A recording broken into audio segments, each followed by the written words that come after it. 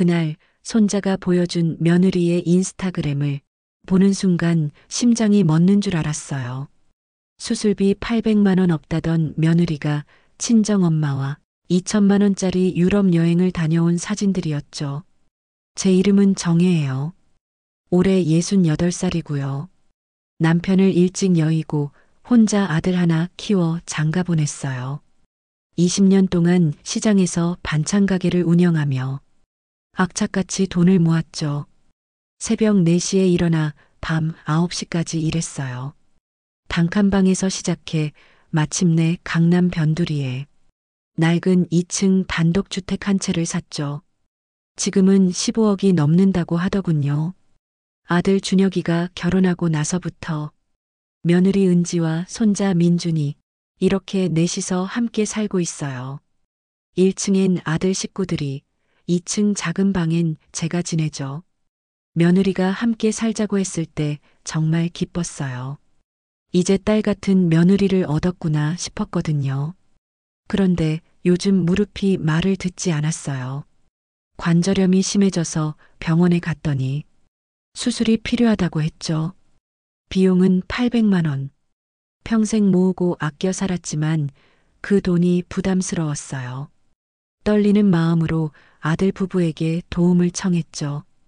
거실 소파에 셋이 앉아 있었어요. 제가 조심스럽게 말을 꺼냈을 때 며느리 은지가 먼저 입을 열었어요. 어머님, 정말 죄송한데요. 은지의 눈가가 빨개졌어요. 눈물이 맺힐 듯 말 듯 했죠. 요즘 민준이 학원비며 생활비며 저희도 너무 빠듯해서요. 조금만 기다려주시면 안 될까요? 아들 준혁이도 고개를 숙였어요. 엄마, 미안해요. 우리도 여유 생겼을 때 바로 드릴게요. 가슴이 철렁 내려앉더라고요. 하지만 내색할 수 없었어요. 며느리 앞에서 초라해 보이기 싫었거든요. 괜찮아, 괜찮아. 엄마가 알아서 할게. 그렇게 말하고는 얼른 방으로 올라갔죠. 그날 밤 혼자 적금 통장을 들여다보며 한숨을 쉬었던 기억이 나네요. 결국 적금을 깨서 수술을 받았어요. 수술하고 2주가 지났죠. 무릎이 아파 침대에서 일어나기도 힘들었어요. 그날도 2층 제 방에 누워 창밖만 바라보고 있었어요. 그때 민준이가 계단을 뛰어 올라왔어요. 할머니, 할머니 폰 좀 빌려주세요. 게임하고 싶은데 엄마가 내 폰 뺏었어요. 평소처럼 흔쾌히 건네줬죠. 9살 손주가 재밌게 노는 모습을 보면 제 마음도 좀 풀렸거든요. 민준이가 침대 옆 바닥에 앉아 제 휴대폰을 들여다봤어요. 저는 다시 창밖을 바라봤죠. 가을 하늘이 참 맑았어요. 그런데 민준이가 갑자기 이상한 소리를 냈어요. 할머니, 이건 뭐예요? 엄마 사진이 여기 있어요. 뭔 소리인가 싶어 고개를 돌렸죠. 아이가 휴대폰 화면을 제게 들이밀었어요. 게임 아이콘 누르려다 잘못 눌렀나 봐요. 엄마 인스타그램이 열렸어요. 저는 그런 앱을 잘 모르죠. 하지만 며느리가 늘 들여다보는 걸 본 적은 있었어요. 화면을 받아들고 자세히 들여다봤어요. 사진 한 장이 보였어요. 파란 하늘 아래 활짝 웃고 있는 며느리 은지와 사돈댁 어머니 명자. 뒤로는 외국 어딘가에 거대한 성당이 보였죠. 두 사람 손에는 샴페인 잔이 들려 있었어요. 손가락이 저절로 움직였어요. 민준이가 옆에서 할머니 이렇게 내리면 돼요. 하며 알려줬죠. 화면을 위아래로 쓸어내렸어요. 그 다음 사진이 나타났어요. 에펠탑 앞에서 찍은 사진. 고급스러운 레스토랑에서 스테이크를 앞에 두고 웃는 사진. 호텔 침대 위에 명품 쇼핑백을 잔뜩 늘어놓은 사진. 알프스 산맥인지 뭔지 눈 덮인 산을 배경으로 찍은 사진. 사진마다 작은 글씨들이 달려 있었어요. 엄마와 딸, 버킷리스트 달성. 2주간의 꿈, 행복한 순간들. 그리고 마지막 줄. 2천만 원 어치 행복. 눈앞이 캄캄해지더라고요. 2천만 원. 수술비 800만 원 없다던 며느리가 친정어머니와 2천만 원짜리 여행을 다녀온 거예요. 손끝이 차갑게 얼어붙었어요. 휴대폰을 쥔 손이 부들부들 떨렸죠. 민준이가 옆에서 뭐라고 물어봤지만 귀에 들어오지 않았어요.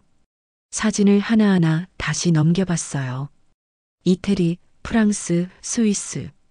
사진 속 은지와 명자는 세상에서 가장 행복한 표정이었죠. 고급 호텔 로비, 미슐랭 레스토랑이라고 적힌 식당, 명품 매장 앞. 최소 2천만 원. 어쩌면 그 이상 들었을 거예요. 제가 수술비를 부탁했던 그날이 선명하게 떠올랐어요. 며느리가 난처한 표정으로 말했던 것들이 하나하나 되살아났죠. 민준이 학원비, 생활비, 정말 한 푼도 여유가 없다고, 조금만 기다려달라고, 눈까지 빨개지며 미안해하던 모습, 그 말을 믿었어요. 아니, 믿고 싶었던 거죠. 가슴속 어딘가가 미어지는 것 같았어요. 배신감이라고 해야 할까요? 모욕감이라고 해야 할까요? 뭐라 표현할 수 없는 감정이 온몸을 휘감았죠. 손가락으로 며느리 손을 확대해 봤어요. 반지가 보여야 할 자리에 아무것도 없었어요. 새 돈짜리 금반지. 제가 며느리 시집 올 때 직접 끼워줬던 그 반지. 시어머니한테 물려받은 우리 집안 대대로 내려오는 그 반지. 은지 손가락에 끼워주며 했던 말이 떠올랐어요. 이거 우리 집안 보물이야. 나중에 내 딸한테도 꼭 물려줘라. 그때 은지가 눈물을 글썽이며 대답했죠. 어머님을 잘 모시겠습니다. 저 절대 실망시켜드리지 않을게요. 그 약속이 거짓이었다는 걸 깨닫는데 10년이 걸렸더라고요. 며느리가 결혼하고 나서 한두 번이 아니었어요. 거실에서 준혁이와 나누던 대화가 귀에 들렸던 적이 있죠. 여보, 어머니 이렇게 큰 집에 혼자 계시면 불편하시잖아. 요즘은 작은 아파트로 이사하시는 분들도 많던데. 그때는 제 걱정을 하는 줄 알았어요. 효심이라고 생각했죠. 하지만 지금 생각해보니 아니었어요. 15억짜리 이 집을 제가 20년 동안 새벽부터 밤까지 일해서 모은 이 집을 비우라는 얘기였던 거예요. 목구멍이 타들어가는 것 같았어요. 입술이 바짝 말랐죠. 민준이가 다시 말을 걸었어요. 할머니, 괜찮아요? 얼굴이 이상해요. 아이를 보니 착하게 생긴 얼굴이었어요. 제 손자였죠. 아무 죄도 없는 아이였어요. 천천히 웃어 보였어요. 할머니 괜찮아. 민준아, 배고프지? 할머니가 뭐 좀 해줄까? 아이가 고개를 끄덕였어요. 저는 침대에서 일어나 천천히 계단을 내려갔죠. 무릎이 욱신거렸지만 참을 만했어요. 1층 부엌으로 갔어요. 냉장고 문을 열었죠. 며느리가 사다 놓은 반찬들이 가지런히 놓여 있더라고요. 겉보기엔 완벽한 며느리였어요. 하지만 이제 알았죠. 이 모든 게 가면이었다는 걸. 민준이에게 김밥을 만들어주고 나서 다시 2층 제 방으로 올라왔어요. 침대에 앉아 창밖을 바라봤죠. 저 멀리 보이는 시장 골목이 눈에 들어왔어요. 20년을 매일같이 걸어 다녔던 그 길이었죠. 남편 준호가 교통사고로 세상을 떠난 게 23년 전이었어요. 아들 준혁이가 고등학교 1학년 때였죠. 밤사이 세상이 무너졌어요. 장례식장에서 아들을 꼭 안고 울었던 기억이 아직도 생생해요. 장례를 치르고 나니 통장에 남은 돈이 200만 원이었어요. 단칸방 월세 50만 원, 석 달치밖에 안 됐죠. 그날부터 시장에 나갔어요. 새벽 4시에 일어나 5시면 반찬 가게 앞에 섰죠. 주인 아줌마 밑에서 설거지부터 시작했어요. 손이 트고 갈라지고 피가 났어요.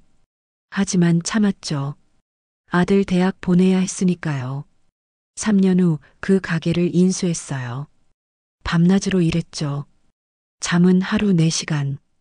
밥은 손님 없을 때 서서 먹었어요. 명절엔 하루 20시간씩 일했어요. 쓰러질 것 같았지만 버텼죠. 아들이 대학에 합격했어요. 그날 밤 혼자 소주 한 잔 마시며 울었죠. 기쁨의 눈물이었어요. 대학 4년 내내 등록금을 제때 냈어요. 한 번도 밀리지 않았죠. 아들한테 미안한 소리 안 하려고 이를 악물었어요. 겨울에도 보일러를 아꼈죠. 여름에도 선풍기 하나로 버텼어요. 옷은 5년째 같은 걸 입었어요. 그래도 괜찮았죠. 아들만 잘 크면 됐으니까요. 아들이 회사에 취직했어요. 건설회사 신입사원이었죠. 월급은 많지 않았지만 정규직이었어요. 그날도 혼자 술 한 잔 마시며 남편 사진 앞에 앉았어요. 여보, 우리 아들 이만하면 잘 키운 거 맞지? 그렇게 몇 년이 더 흘렀어요. 통장에 돈이 조금씩 쌓였죠. 단칸방에서 투룸으로 이사했어요. 그것도 잠깐, 2년 후 작은 빌라를 샀어요. 전세로 살다가 6년 뒤엔 드디어 이 집을 샀죠. 강남 변두리 낡은 2층 단독주택이었어요. 당시 7억 5천. 대출 4억을 받아 샀죠. 아들한테 짐 되기 싫어서 대출금도 제가 직접 다 갚았어요. 10년 걸렸죠. 마침내 빚 없는 제 집이 생겼어요. 그때 나이가 60이었죠. 이제 아들 장가 보내고 편하게 살 수 있겠구나 싶었어요. 아들이 37에 선을 봤어요. 상대는 초등학교 교사라고 했죠. 사진을 보니 단정하게 생긴 여자였어요. 몇 번 만나고 나서 아들이 결혼하고 싶다고 했어요. 저는 두 손 들어 찬성했죠. 드디어 며느리를 얻는구나. 딸 같은 며느리가 생기는구나. 결혼식 전날 밤이었어요. 예식장 근처 작은 한정식 집에서 양가 상견례를 했죠. 사돈댁 명자는 말쑥하게 차려입은 여자였어요. 남편은 무슨 회사 임원이라고 했죠. 식사가 끝나고 화장실 앞에서 은지를 마주쳤어요. 제가 먼저 손을 잡았죠. 은지야, 내일부터 우리 가족이야. 딸처럼 생각할게. 그랬더니 은지가 눈물을 글썽였어요. 어머님, 감사합니다. 저 정말 잘할게요. 어머님을 잘 모시겠습니다. 그 눈빛이 진심처럼 보였어요. 저는 가슴이 뭉클했죠. 결혼하고 처음 1년은 좋았어요. 은지가 저녁마다 반찬을 만들어줬죠. 같이 시장도 갔어요. 손자 민준이가 태어났을 때는 함께 울며 기뻐했어요. 하지만 언제부터였을까요? 조금씩 달라지기 시작했어요. 은지가 거실에서 친정엄마 명자와 통화하는 소리가 들렸어요. 목소리가 점점 커졌죠. 엄마, 우리 이 집에서 언제까지 이렇게 살아야 돼? 시어머니는 2층에 계시고 우리는 1층이고 좁아 죽겠어. 가슴이 철렁했어요. 며칠 후 아들이 제게 넌지시 말을 꺼냈어요. 엄마, 요즘 어떠세요? 이 집이 좀 크고 낡아서 관리하시기 불편하시죠? 요즘은 혼자 사시는 분들 작은 아파트로 많이 이사하시던데 무슨 뜻인지 알았어요. 이 집을 비우라는 얘기였죠. 하지만 내색하지 않았어요. 그저 웃으며 대답했죠. 엄마는 괜찮아. 여기 오래 살아서 정들었어. 그 이후로도 몇 번이나 그런 말이 나왔어요. 며느리도 아들도 심지어 사돈댁, 명자까지 놀러와서 한마디씩 했죠. 어머님, 큰 집은 관리가 힘들잖아요. 우리 은진의 식구들이랑 같이 살면 훨씬 안전하실 텐데. 같이 산다는 게 무슨 뜻인지 알았어요. 이 집 주인을 바꾸자는 얘기였죠. 은지가 거실에서 인테리어 잡지를 보는 모습도 자주 봤어요. 1층 벽을 허물고 거실을 넓히는 사진을 손가락으로 가리키며 준혁이한테 보여줬죠. 여보, 이렇게 하면 진짜 좋겠다. 우리 집도 이렇게 할 수 있을까? 제 집을 이미 자기 집이라고 생각하고 있었던 거예요. 창밖을 바라보며 한숨이 나왔어요. 손가락을 들여다봤죠. 며느리한테 물려줬던 새 돈짜리 금반지가 떠올랐어요. 요즘 은지 손가락엔 그 반지가 없었어요. 물어본 적도 있었죠. 은지야, 반지는? 그랬더니 며느리가 대수롭지 않게 대답했어요. 아, 그거요? 집에서 설거지할 때 빠질까봐 서랍에 넣어뒀어요. 그 말을 믿었어요. 하지만 지금 생각해보니 이상했어요. 여행 사진 속 은지 손가락에도 그 반지가 없었어요. 2천만 원짜리 여행 가면서 귀한 반지를 끼고 가지 않았을 리 없는데 가슴속에서 차가운 무언가가 스멀스멀 올라왔어요. 20년을 악착같이 일했어요. 아들 하나 잘 키우려고 제 인생을 다 바쳤죠. 이 집 한 채 마련하려고 손에 피나도록 일했어요. 그런데 이제 와서 이 모든 걸 빼앗기란 말인가요? 무릎이 욱신거렸어요. 수술한 자리가 쑤셨죠. 800만 원 혼자 마련해서 받은 그 수술. 며느리 얼굴이 떠올랐어요. 눈물 글썽이며 미안하다던 그 얼굴. 그리고 유럽 여행지에서 환하게 웃던 그 얼굴. 둘 다 진짜였을까요? 아니면 하나는 가짜였을까요? 아니, 이제 알았어요. 진짜는 단 하나뿐이었어요. 며느리의 진짜 얼굴을 이제야 본 거죠. 괜찮다고 했지만 온몸이 식은땀으로 젖었어요. 며느리 은지가 그 모습을 봤어요. 걱정스러운 표정을 지었죠. 어머님, 병원 한번 가보세요. 제가 모셔다 드릴게요. 고맙다고 했어요. 그 말이 진심인 줄 알았죠. 다음 날 은지가 차를 몰고 병원에 데려다 줬어요. 정형외과였죠. 의사 선생님이 엑스레이를 찍어보자고 했어요. 결과를 듣는 자리에 은지도 함께 있었어요. 의사가 화면을 가리키며 설명했죠. 관절이 많이 닳았네요. 수술이 필요합니다. 인공관절 치환술을 권합니다. 수술이요? 네, 지금 상태로 두면 걷기 힘들어질 겁니다. 비용은 얼마나 되나요? 800만 원 정도 예상하시면 됩니다. 그 순간 숨이 턱 막혔어요. 800만 원, 적금을 깨야 하는 돈이었죠. 은지가 옆에서 제 손을 잡았어요. 따뜻했죠. 어머님, 걱정 마세요. 우리가 있잖아요. 그 말에 가슴이 뭉클했어요. 역시 며느리가 있으니 든든하구나 싶었죠. 집으로 돌아오는 차 안에서 은지가 말했어요. 어머님, 준혁이랑 상의해 볼게요. 수술 꼭 받으셔야 해요. 고맙다는 말밖에 할 수 없었어요. 그날 저녁 1층 거실에서 셋이 모였어요. 아들 준혁이가 퇴근하고 들어왔을 때였죠. 소파에 나란히 앉았어요. 제가 조심스럽게 입을 열었어요. 준혁아, 엄마가 오늘 병원 갔다 왔는데 은지가 먼저 설명했어요. 수술이 필요하다고, 비용이 800만 원 정도라고. 아들이 고개를 끄덕였어요. 하지만 표정이 어두웠죠. 한참 침묵이 흘렀어요. 시계 소리만 똑딱똑딱 들렸죠. 은지가 먼저 입을 열었어요. 목소리가 조금 떨렸죠. 어머님, 정말 죄송한데요. 며느리 눈가가 빨개졌어요. 눈물이 맺힐 듯 말 듯 했죠. 요즘 저희가 너무 빠듯해서요.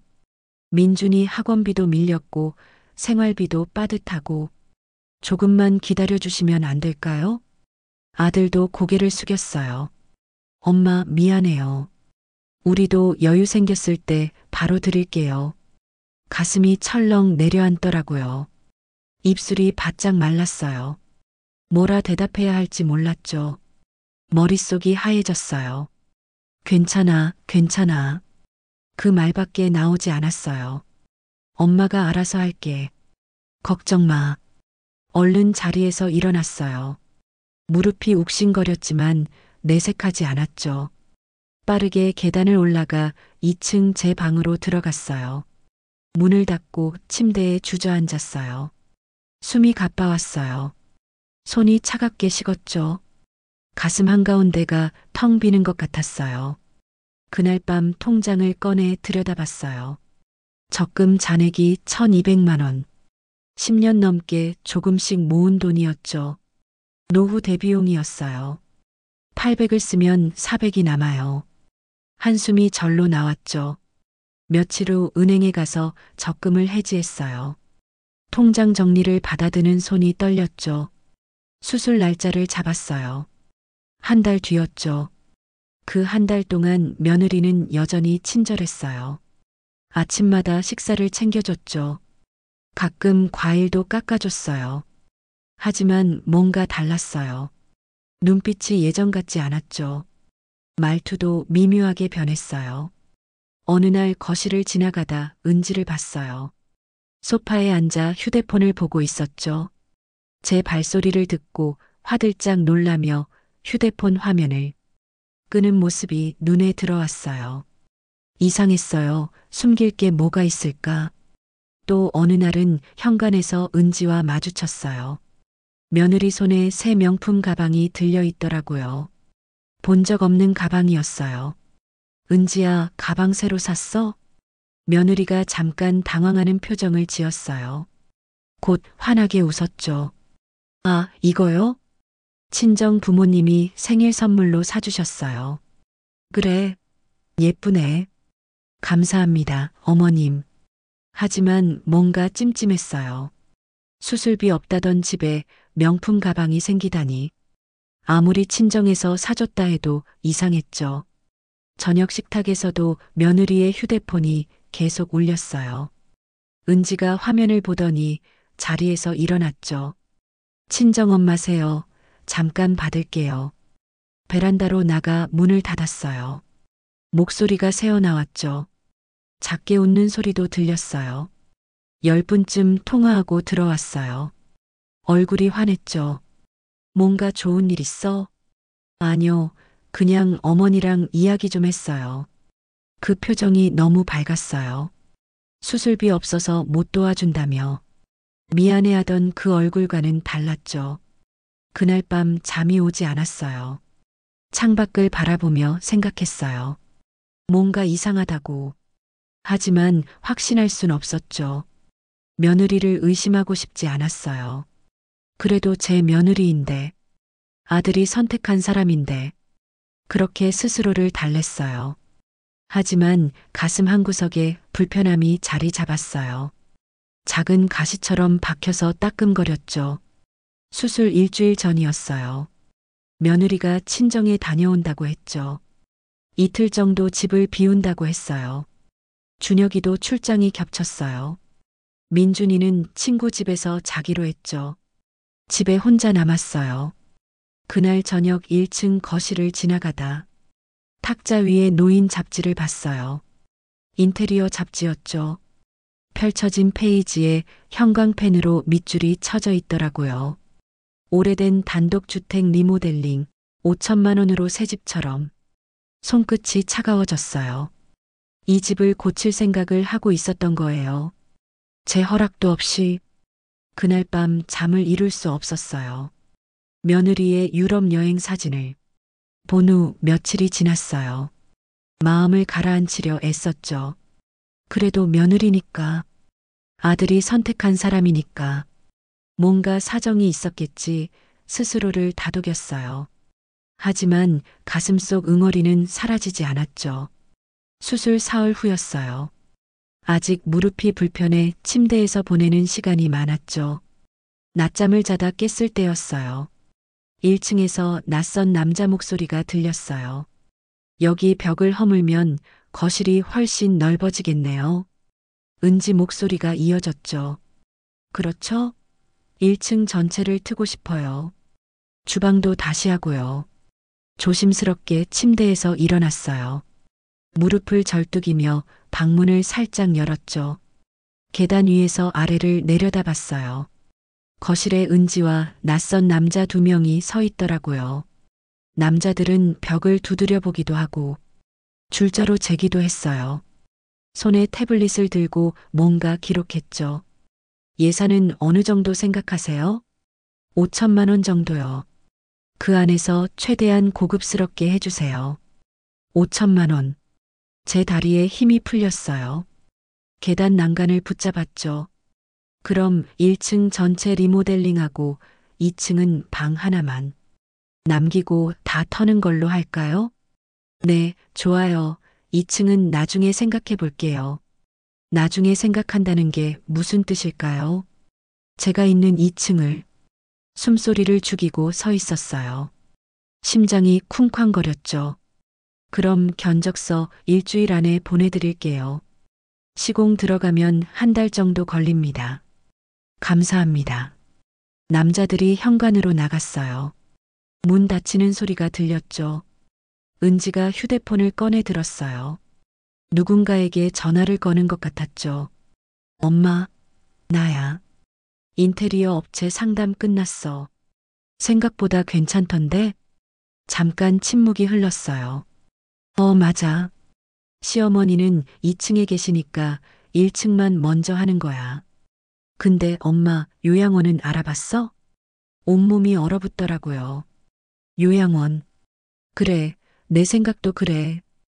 혼자 계시는 것보다 요양원이 훨씬 안전하잖아. 전문 간호사도 있고. 숨이 막혔어요. 돈, 걱정 마. 이 집 명의만 우리한테 넘어오면 여유 있어. 시세가 15억이래. 어머니한테는 작은 원룸 하나 얻어드리면 되고. 피가 거꾸로 솟는 것 같았어요. 그래. 나도 그렇게 할 거야. 준혁이한테도 잘 말해놨어. 어차피 우리 집이 될 건데 뭐. 엄마, 나중에 같이 가구 보러 가자. 끊을게. 전화가 끊겼어요. 제자리에 선 채로 움직일 수가 없었어요. 요양원, 작은 원룸, 우리 집. 며느리는 이미 이 집을 자기 집이라고 생각하고 있었던 거예요. 다리가 후들거렸어요. 계단 난간을 붙잡고 겨우 방으로 돌아갔죠. 침대에 주저앉았어요. 손이 부들부들 떨렸어요. 숨을 제대로 쉴 수가 없었죠. 그날 밤 잠을 이룰 수 없었어요. 천장만 바라보고 누워 있었죠. 며느리가 했던 말들이 귓가에 맴돌았어요. 요양원, 명예 이전, 원룸. 20년 동안 악착같이 모은 이 집을, 제 인생 전부인 이 집을 빼앗으려 한다는 거예요. 다음 날 저녁이었어요. 은지가 저녁 먹고 샤워하러 올라갔죠. 거실 소파에 휴대폰을 두고 간 것 같았어요. 제가 물 마시러 내려갔을 때 그 휴대폰이 보였어요. 화면에 불이 켜져 있더라고요. 메시지가 온 모양이었어요. 손이 저절로 움직였어요. 휴대폰을 집어들었죠. 화면에 카카오톡 메시지가 떠 있었어요. 친정엄마 명자와의 대화였죠. 스크롤을 위로 올렸어요. 떨리는 손으로 대화 내용을 읽어 내려갔죠. 명자 은지야, 시어머니 수술은 어떻게 됐어? 은지 어머니가 알아서 하셨대. 적금 깨서. 명자 다행이네. 우리가 도와드릴 형편도 아니고. 은지 맞아. 여행 경비에 다 썼잖아. 근데 엄마 덕분에 좋은 추억 만들었어. 명자 그래도 미안하더라. 며느리가 시어머니 수술비도 못 드리고. 은지 괜찮아. 어차피 나이 드신 분이 무릎 수술해봤자 또 재발하잖아. 그 돈이면 우리 집 인테리어 시작할 수 있는데. 가슴이 미어졌어요. 은지 엄마, 그 집만 우리 명의로 넘어오면 평생 걱정 없어. 15억이야, 15억. 어머니한테는 작은 데라도 하나 얻어드리면 되고. 명자 시어머니가 동의하실까? 은지 준혁이가 잘 설득할 거야. 요양원이 더 안전하다고. 혼자 계시면 위험하다고. 명자 그래. 우리 사위 똑똑하니까 알아서 하겠지. 더 읽을 수가 없었어요. 휴대폰을 내려놓았죠. 손이 너무 떨려서 제대로 놓을 수조차 없었어요.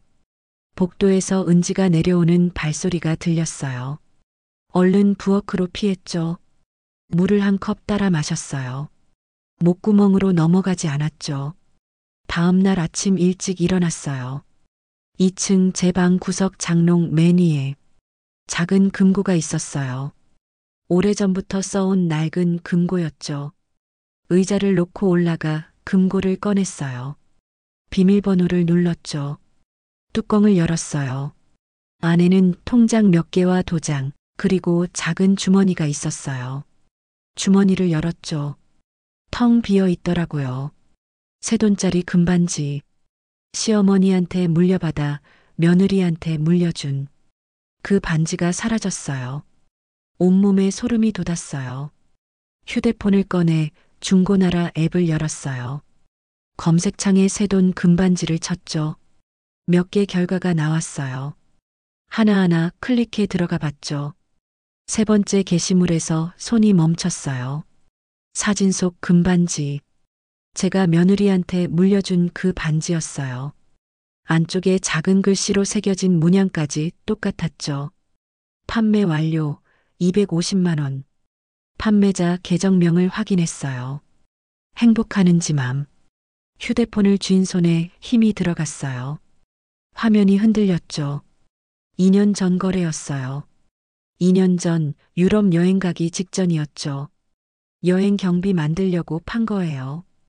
대대로 내려오는 집안 보물을 250만 원에. 그 순간 모든 게 명확해졌어요. 며느리는 처음부터 저를 속였던 거예요. 수술비도 거짓말. 돈 없다는 것도 거짓말. 효심도 거짓말. 진짜는 단 하나였죠. 제 재산이었어요. 15억짜리 이 집이었죠. 창밖을 바라봤어요. 하늘이 잿빛이었어요. 가슴속에서 무언가가 끓어올랐어요. 분노도 슬픔도 아닌 차갑고 단단한 무언가였죠. 그날 오후 몰래 집을 나섰어요. 부동산 중개사무소 문을 열고 들어갔죠. 부동산 중개사무소는 집에서 10분 거리였어요. 문을 열고 들어서니 40대쯤 돼요. 보이는 남자가 자리에서 일어났죠. 어서 오세요. 무엇을 도와드릴까요? 제가 천천히 입을 열었어요. 집을 팔고 싶은데요. 남자의 눈빛이 달라졌어요. 의자를 권했죠. 앉으라는 손짓이었어요. 어디 집이신가요? 주소를 말했어요. 남자가 컴퓨터를 두드렸죠. 잠시 후 화면을 돌려 보여줬어요. 이 집이시죠? 2층 단독주택. 현재 시세가 15억에서 15억 5천 정도 하네요. 네, 맞아요. 급하게 파실 건가요? 한 달 안에 팔고 싶어요. 남자가 고개를 끄덕였어요. 그럼 금매로 내놓으시면 됩니다. 14억 5천 정도면 한 달 안에 가능할 겁니다. 요즘 이 동네 집 찾는 사람 많거든요. 14억 5천. 실수령액은 14억 5천. 평생 만져보지 못한 돈이었어요. 가족분들은 알고 계세요? 그 질문에 숨이 턱 막혔어요. 아직이요. 제 집이니까 제가 알아서 하려고요. 남자가 잠깐 머뭇거렸어요. 하지만 곧 고개를 끄덕였죠.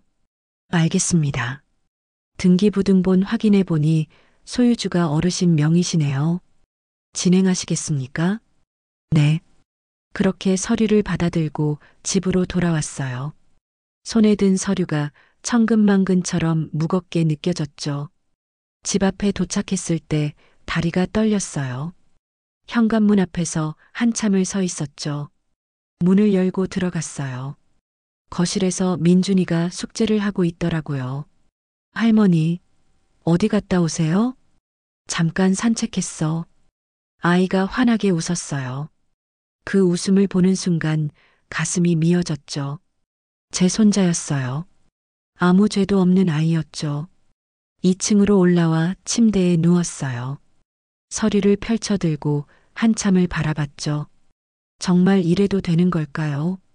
아들이 결혼해서 손자까지 낳았는데, 그래도 가족인데, 머릿속이 복잡했어요. 그날 밤 잠이 오지 않았어요. 천장을 바라보며 생각했죠.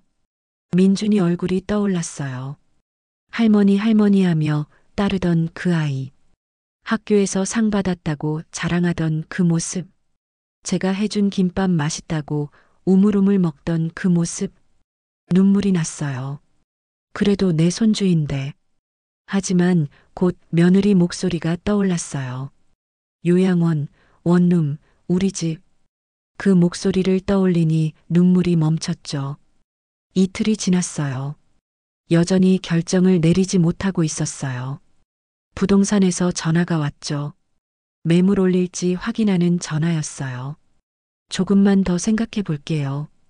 전화를 끊었어요. 그날 저녁이었어요. 1층 화장실 가려고 계단을 내려갔죠. 거실 쪽에서 은지와 명자의 목소리가 들렸어요. 사돈댁이 또 놀러온 모양이었죠. 발소리를 죽이고 복도에 섰어요. 은지야, 시어머니는 요즘 어떠셔? 명자의 목소리였어요. 글쎄요, 수술하고 나서 별로 안 좋아 보이세요. 자꾸 누워만 계시고. 나이가 나이니까 그러시겠지. 요양원은 알아봤어? 네, 몇 군데 알아봤어요.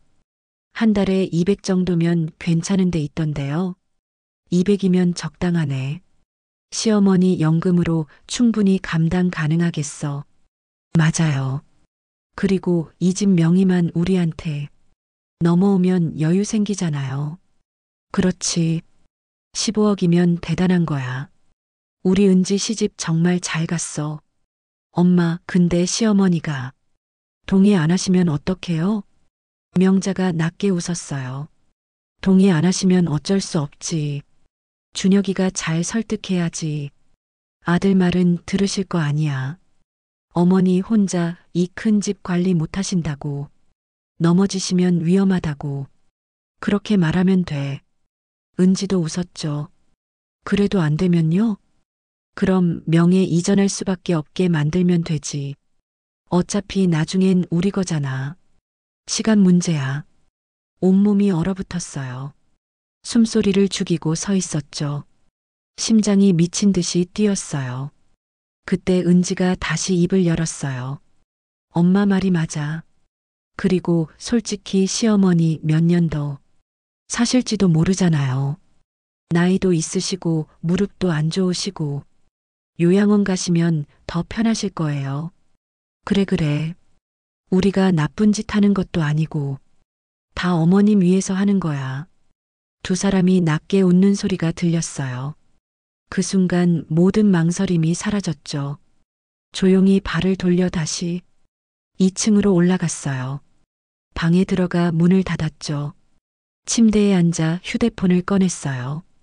부동산 중개사무소 번호를 눌렀죠. 여보세요? 저 이틀 전에 갔던 사람인데요. 매물 올려주세요. 아, 네. 알겠습니다. 내일부터 진행하겠습니다. 한 가지 부탁이 있어요. 가족들한테는 비밀로 해주세요. 네, 걱정 마세요. 전화를 끊었어요. 손이 더 이상 떨리지 않았어요. 가슴속 응어리가 단단한 돌덩이로 변했죠. 미안하지만 이건 제 집이에요. 20년 동안 제 피와 땀으로 산 집이에요. 누구한테도 빼앗기지 않을 거예요. 창밖을 바라봤어요. 달이 밝았죠. 그날 밤 처음으로 깊은 잠에 들었어요. 매물을 올린 지 일주일 만에 연락이 왔어요. 집을 보겠다는 사람들이 줄을 섰죠. 강남 변두리 단독주택은 요즘 귀한 물건이라고 했어요. 아들 부부 몰래 집을 보여줘야 했어요. 은지가 학교 가고 준혁이가 출근하는 시간을 노렸죠. 민준이는 학교 갔어요. 낮 10시부터 오후 2시까지가 제 시간이었어요. 부동산 중개인이 사람들을 데려왔죠. 조용히 현관문을 열어줬어요. 사람들이 집 안을 둘러봤어요. 위치가 좋네요. 리모델링하면 정말 괜찮겠어요. 속삭이는 소리들이 들렸어요. 저는 가만히 서서 지켜봤죠. 열흘 후 계약자가 나타났어요. 젊은 부부였죠. 30대 초반쯤 되어 보였어요. 남편이 의사라고 했어요. 집을 고쳐서 살 거라고 했죠. 14억 5천에 바로 계약하겠습니다. 부동산 중개인이 제게 눈빛을 보냈어요. 하시겠냐는 눈빛이었죠. 저는 고개를 끄덕였어요. 계약서에 도장을 찍었어요. 손이 떨리지 않았죠. 오히려 차분했어요. 잔금은 한 달 후에 치를 겁니다. 그때 집을 비워주시면 됩니다. 알겠습니다. 계약금 1억 5천이 들어왔어요. 통장에 찍힌 숫자를 보는 순간 실감이 났죠. 정말 팔리는구나. 이 집이 정말 팔렸구나. 잠깐 어지러웠어요. 20년 동안 지켜온 집이었어요. 새벽부터 밤까지 일해서 산 집이었죠. 아들 장가 보내고 손주 낳고 함께 살던 집이었어요. 하지만 후회는 없었어요. 이 집을 지키는 것보다 빼앗기지 않는 게 더 중요했죠. 며칠 후 경기도로 나갔어요. 작은 아파트를 알아봤죠. 20평대 투룸이었어요. 깨끗하고 아담했죠. 혼자 살기 딱 좋은 크기였어요. 3억에 계약했어요. 남은 돈은 11억 5천. 평생 모아도 만질 수 없는 돈이었죠. 은행에 가서 정기예금을 알아봤어요. 이자만 해도 한 달에 400만 원이 넘었죠. 노후 걱정은 없었어요. 잔금일이 다가왔어요. 은지가 2주간 친정에 다녀온다고 했죠. 명자 생일이라고 했어요. 잘 됐다 싶었어요. 준혁이는 출장이 잡혔어요. 사흘간 지방 출장이었죠. 민준이만 집에 남았어요. 잔금을 받는 날 아침이었어요. 민준이를 친구 집에 보냈어요. 거기서 자고 오라고 했죠. 부동산 중개인과 집 매수자 부부가 왔어요. 법무사도 함께 왔죠. 거실 식탁에 둘러앉았어요. 서류들이 쌓였죠. 14억 5천 입금 확인하시죠. 휴대폰을 꺼내 통장을 확인했어요. 숫자가 찍혀 있더라고요. 14억 5천만 원. 평생 처음 보는 금액이었어요. 여기 서명하시고 도장 찍어주세요. 서류에 하나하나 도장을 찍었어요. 등기 이전 서류였죠. 이제 이 집은 제 집이 아니었어요. 젊은 부부가 환하게 웃었죠. 좋은 집 감사합니다. 잘 사세요. 그들이 나가고 부동산 중개인도 나갔어요. 텅 빈 거실에 혼자 남았죠. 주변을 둘러봤어요. 20년을 산 집이었어요. 아들 결혼시키고 손주 본 집이었죠. 가슴 한구석이 아렸어요. 하지만 이내 고개를 저었어요. 미련 가질 것 없었죠. 이 집을 지켰다면 빼앗겼을 거예요. 짐을 쌌어요. 많지 않았죠. 옷가지 몇 벌, 사진 몇 장, 통장과 도장. 그게 전부였어요. 이삿짐 센터를 불렀어요. 오후에 경기도 새 아파트로 짐을 옮겼죠. 그날 밤 새 아파트에서 잤어요. 낯선 천장을 바라봤죠. 이제 새 삶이 시작되는구나. 며느리가 돌아오는 날은 이틀 후였어요. 그날 아침 일찍 다시 옛날 집으로 갔어요. 거실에 들어가 소파에 앉았어요. 오전 10시쯤 됐을 때 현관문이 열렸어요. 은지였어요. 여행 가방을 끌고 들어왔죠. 얼굴이 환했어요. 친정에서 잘 쉬고 온 모양이었어요. 저를 보고 깜짝 놀랐죠. 어머님, 여기 왜 계세요? 제가 천천히 일어났어요. 은지야, 앉아봐. 할 얘기가 있어. 며느리 얼굴에 의아한 표정이 스쳤어요. 하지만 소파에 앉았죠. 가방 옆에 놓았던 서류 봉투를 꺼냈어요. 식탁 위에 올려놓았죠. 이게 뭔데요?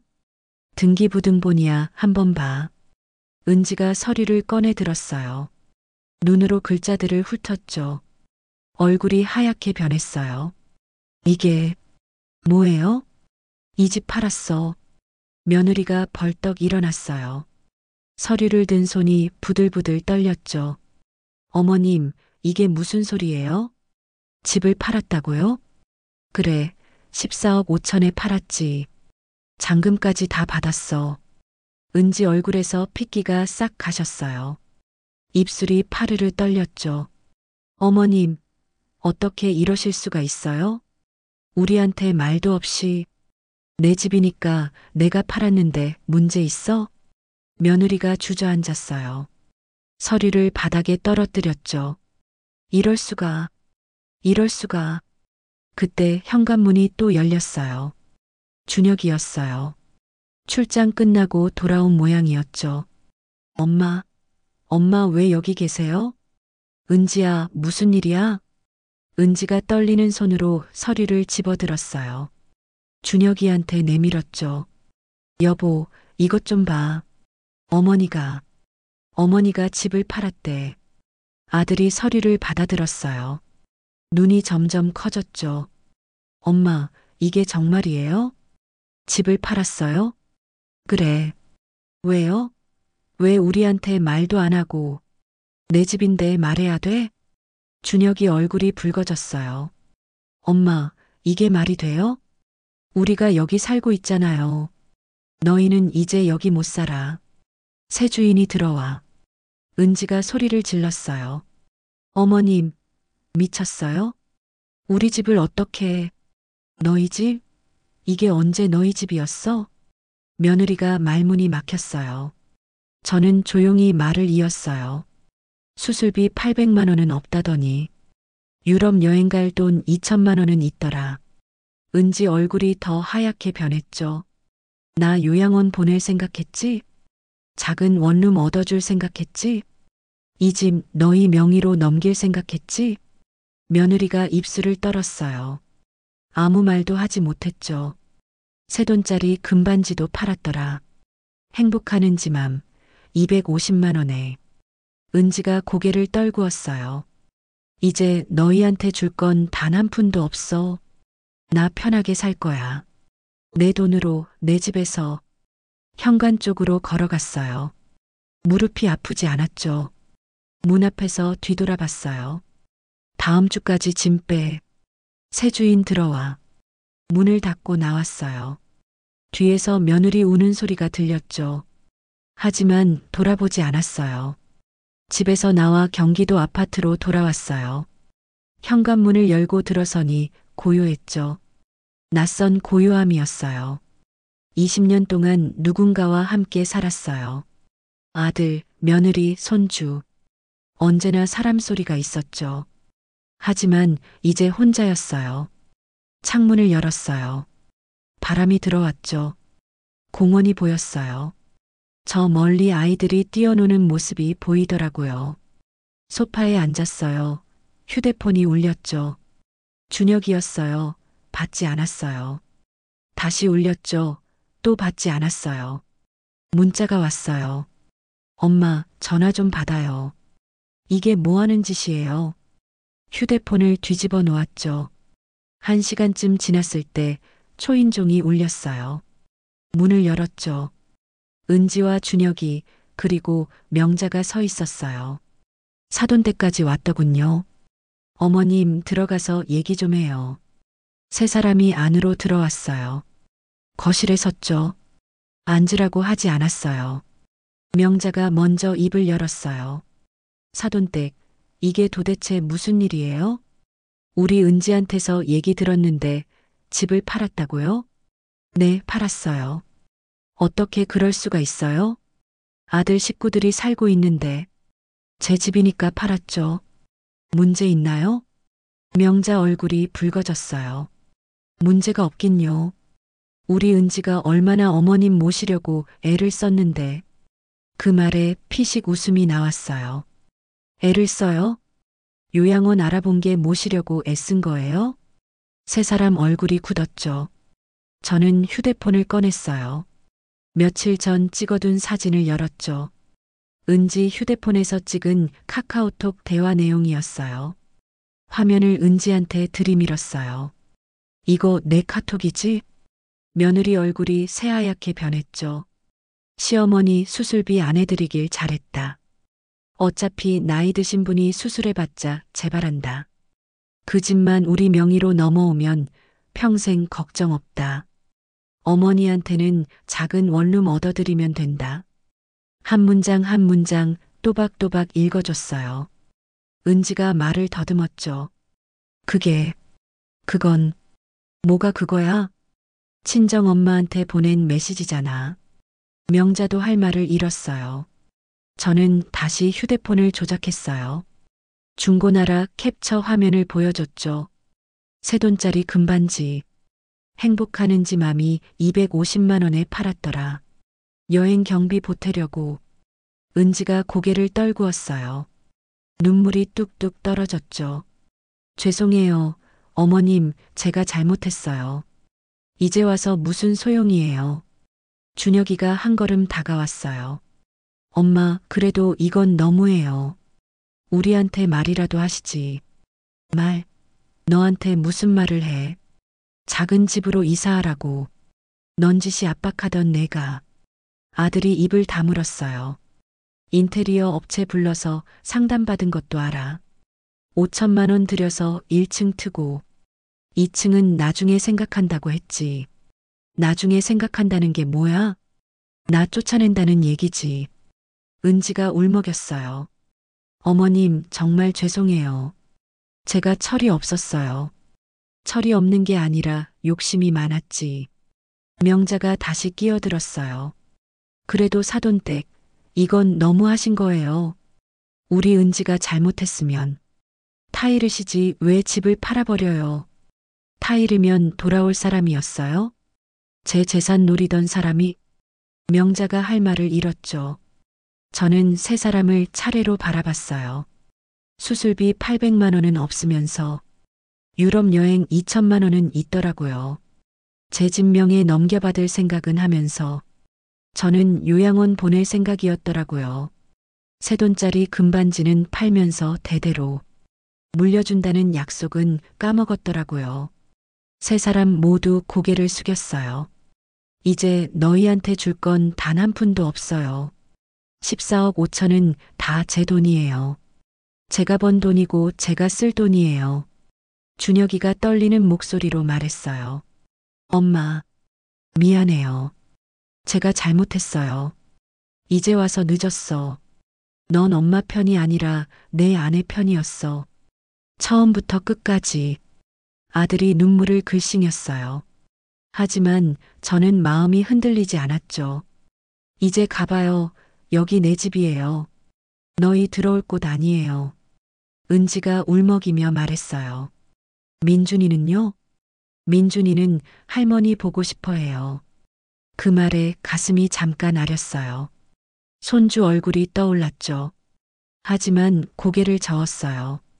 미안하지만 당분간은 만나고 싶지 않아요. 세 사람이 천천히 현관으로 향했어요. 문 앞에서 은지가 돌아봤죠.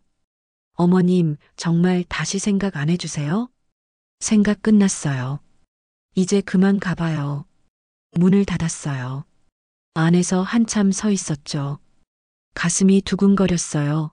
손이 떨렸죠. 하지만 후회는 없었어요. 창밖을 바라봤어요. 해가 지고 있더라고요. 노을이 붉었어요. 며칠 후 이삿짐을 정리했어요. 옷장에 옷을 걸고 부엌에 그릇을 놓았죠. 하나하나 제자리를 찾아갔어요. 새 집은 작았지만 깨끗했어요. 햇볕이 잘 들었죠.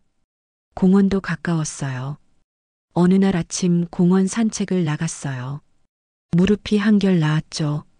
수술 잘 받기를 잘했어요. 벤치에 앉아 쉬었어요. 바람이 상쾌했죠. 휴대폰이 울렸어요. 준혁이었죠. 며칠에 한 번씩 전화가 왔어요. 받지 않았죠. 문자도 왔어요.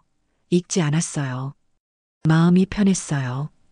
누군가의 어머니, 누군가의 시어머니로 사는 게 아니라 저 자신으로 사는 것. 이렇게 가벼울 줄 몰랐죠. 통장을 확인했어요. 11억 5천만 원. 예금 이자만으로도 한 달에 400만 원이 넘게 들어왔어요. 평생 걱정 없었죠. 복수가 아니었어요. 해방이었죠. 6개월이 흘렀어요. 아침마다 공원을 산책했죠. 무릎이 완전히 나았어요. 수술 잘 받기를 정말 잘했죠. 1시간씩 걸어도 끄떡없었어요. 공원에서 같은 시간에 산책하는 사람들과 친해졌어요. 나이 비슷한 아주머니들이었죠. 이야기를 나누고 웃었어요. 가끔 같이 차도 마셨죠. 오래간만에 제 이름으로 불렸어요. 누구 엄마, 누구 시어머니가 아니라 그냥 정혜 씨로. 복지관에서 봉사활동도 시작했어요.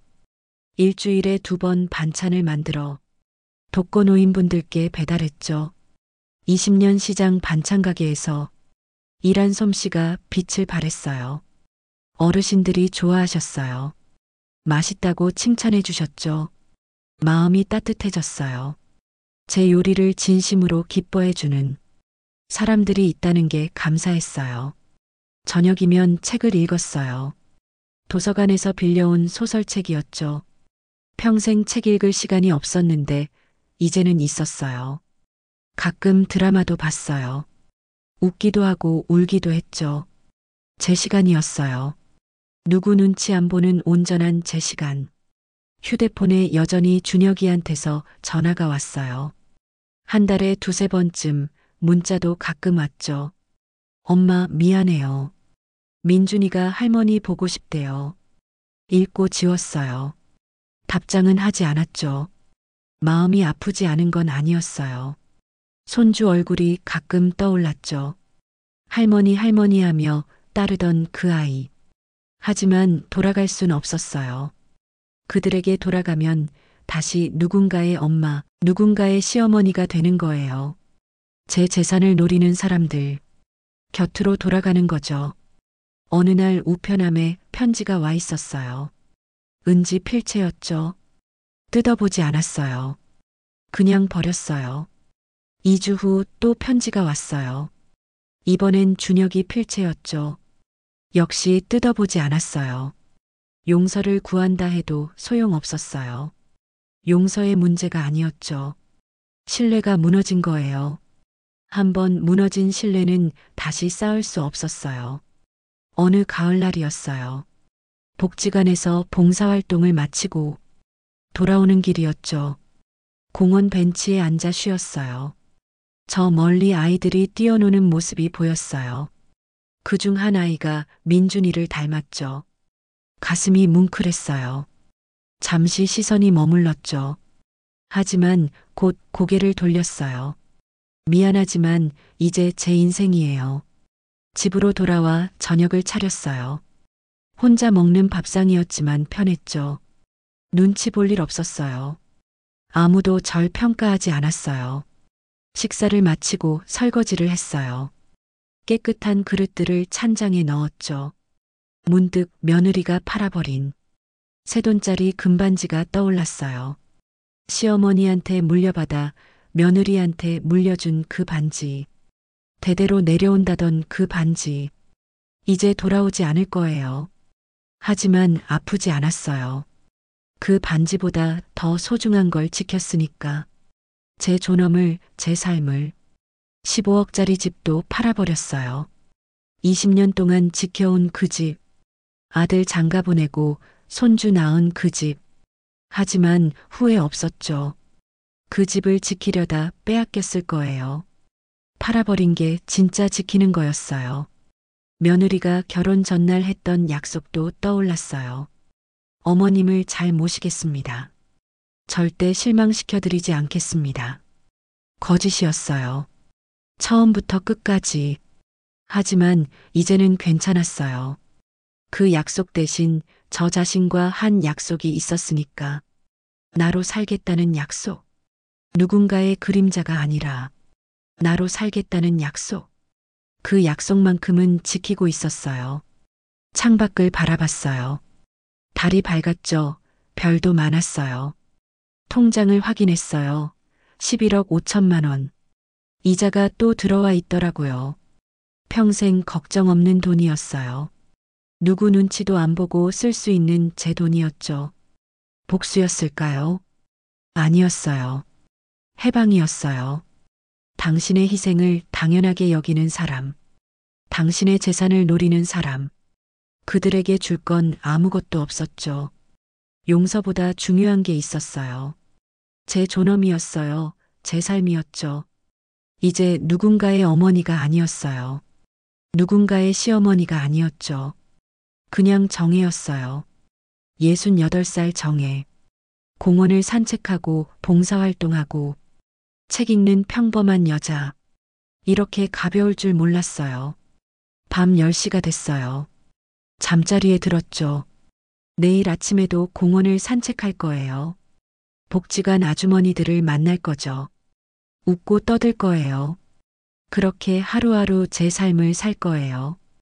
아무에게도 빼앗기지 않을 제 삶을. 여러분의 생각은 어떠신가요?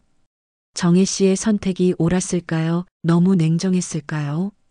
정혜 씨의 사연 어떠셨나요? 정혜 씨는 현재까지도 아들 가족과 연락하지 않고 지내고 계시지만 봉사활동과 새로운 친구들과의 만남으로 조금씩 본인만의 삶을 써 내려가고 계신다고 합니다. 사연을 보내주시기까지 많은 고민이 있으셨다고 해요. 하지만 본인의 이야기가 많은 분들께 힘이 되길 바란다면서 어렵게 결정하셨다고 합니다. 아직도 누군가를 위해 희생하며 사시는 분들이 많으시겠죠. 이제라도 누군가의 아내, 어머니, 시어머니가 아닌 자신의 삶을 조금씩 찾으시는 계기가 되셨으면 좋겠습니다. 그리고 많이 힘들었을 정혜 씨를 위해 댓글에 작은 응원 한 줄씩 부탁드립니다. 댓글은 정혜 씨에게 정성껏 보내드리겠습니다. 저의 작은 채널이 여러분께 조금이나마 위로와 감동이 되었다면 무료 구독과 좋아요 한 번씩 눌러주세요. 어디서 보고 계신지 댓글 남겨주시면 더욱 반가운 마음으로 인사드리겠습니다. 오늘도 그리고 내일도 건강하고 행복하시기를 진심으로 바랍니다. 끝까지 함께 해주신 여러분, 3대가 복 받으시기 바랍니다. 감사합니다.